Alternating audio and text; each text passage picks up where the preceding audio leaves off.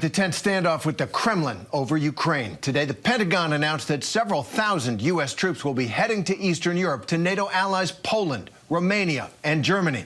It's an escalation, a show of strength meant to deter Russian President Vladimir Putin from invading Ukraine as he continues to mass troops, equipment, and supplies on Ukraine's borders. Joining us is ABC News contributor and ABC News' Stephanie Ramos, first on the ground in Ukraine. Stephanie, how is this troop movement being received by Ukrainians? Well, Terry, we haven't heard from Ukrainian officials since the announcement, but we did hear from the foreign minister here in Kyiv before the announcement. And here's what he had to say. Ukraine has never asked other countries to send troops to defend against Russian aggression because you can only count on yourself. But military and diplomatic support from partners is helping to counter the aggression. So the foreign minister there stressing, of course, that they have never called on other countries to fight for them, but also acknowledging that it is easier to resist Russian aggression with the support of partners in diplomacy and also having these partners try and strengthen Ukraine's defense capabilities.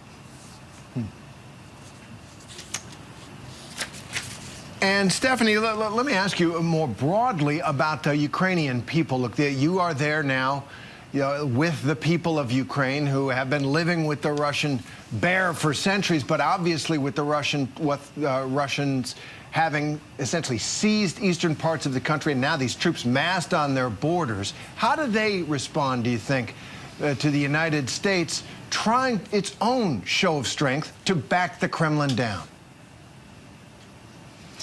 Well, most of Ukrainians that we've spoken to welcome the support. They welcome the backup. But I have to tell you, many of the Ukrainians that we've spoken to don't feel as though there's this imminent invasion. However, some are preparing, but others are going about their daily lives. That we have to keep in mind. As you mentioned, this isn't the first threat from Russia, but also many local residents here, they're not face-to-face with Ukrainian soldiers as they're training. Those soldiers are off on their military bases. They're off on different campgrounds.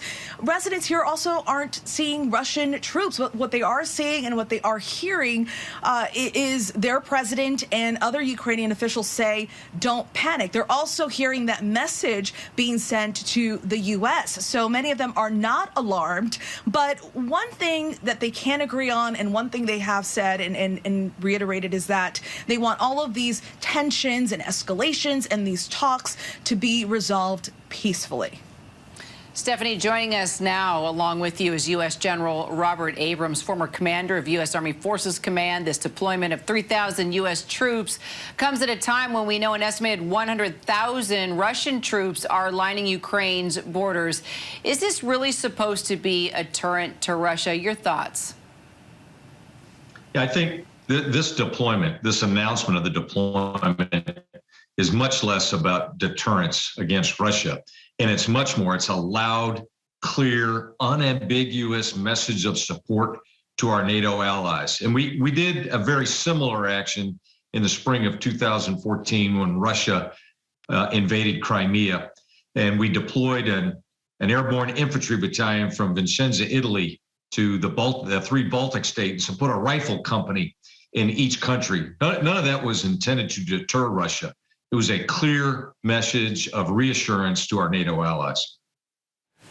But General, if I could follow up on that, there is some talk that the NATO allies are split. In fact, from the President of the United States himself in the last press conference he had, where he acknowledged, getting NATO on the same page is often difficult, but in an urgent situation for NATO, for Europe itself, is this unilateral deployment a sign that NATO isn't together, that NATO can't, perhaps French troops or British troops or other means of sending the same message you're talking about in a united fashion? Or is this the United States essentially bridging the Atlantic and saying that link is still iron strong? I think it's the latter and not the former. And we have to keep in mind that there's 30 nations in NATO, and that's the strength of the North Atlantic Treaty Organization, that we hear all voices. And there are times when the United States has to step forward and take that first big step to commit their troops. And this could have easily been done, by the way, with forces that were already forward stationed in Europe. The big difference between today, this recent announcement, in 2014 is we decided to deploy some additional troops from the United States. That is a clear message to all the NATO allies of our resolve in support of NATO. A clear, unambiguous message, but at the same time, not provocative and not a threat to Russia.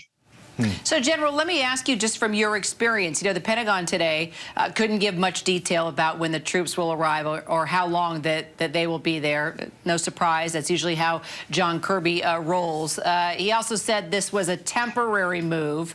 What do you think? Is this the first of several deployments, just knowing what you know from your experience? I think this is a clear case of we need to wait and see. And again, I don't want to draw too heavily on it, but let's draw a comparison back to 2014. We had half the number of Russian troops, and we sent an airborne infantry battalion to 3 Baltic states. And it's played out a little differently since then. Things calmed down. There is a insurgency, if you will, an armed insurgency in eastern Ukraine. But that was the first start. That infantry battalion's deployment was the first start of a future, now ongoing NATO troop deployment, which is a rotational set of units from many different NATO nations. So I think what we're seeing here is a clear commitment by the United States in a leadership role inside NATO that will be a strong encouragement. But I think it's too early to tell what's going to happen next. And I'm sure there's plenty of options being developed. No doubt. Yeah, it is remarkable to see NATO, which for years there's been a question, whether NATO, is it still relevant? And all of a sudden, Vladimir Putin has demonstrated that, yes, it is. So, Stephanie, let me go to you once again there, really on the front lines as Vladimir Putin prepares who knows what, but he's ready to go if he does want to do a ground invasion. The United States said last week, the press secretary at the White House, it was imminent. Today, it seems they're rephrasing, saying it could be at any time. How are Ukrainians feeling, living on a nice edge? Do they sense that this could happen at any time, or are they calmer about the whole thing? Terry, they're a bit calmer, and their response to whether to use the phrase imminent or at any time, they see it as the same. This has been the constant for them. This is nothing new for them.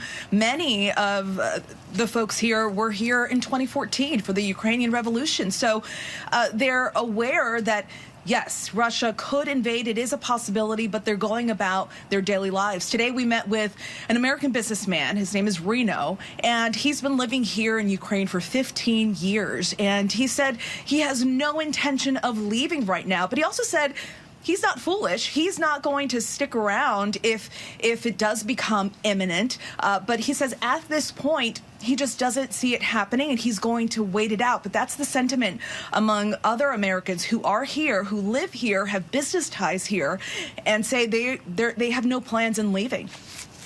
And no plans in leaving and staying with their country. Russia could have its hands full if, in fact, they do invade. General Abrams and Stephanie Ramos, thanks very much for that. Hi, everyone. George Stephanopoulos here. Thanks for checking out the ABC News YouTube channel. If you'd like to get more videos, show highlights, and watch live event coverage, click on the right over here to subscribe to our channel. And don't forget to download the ABC News app for breaking news alerts. Thanks for watching.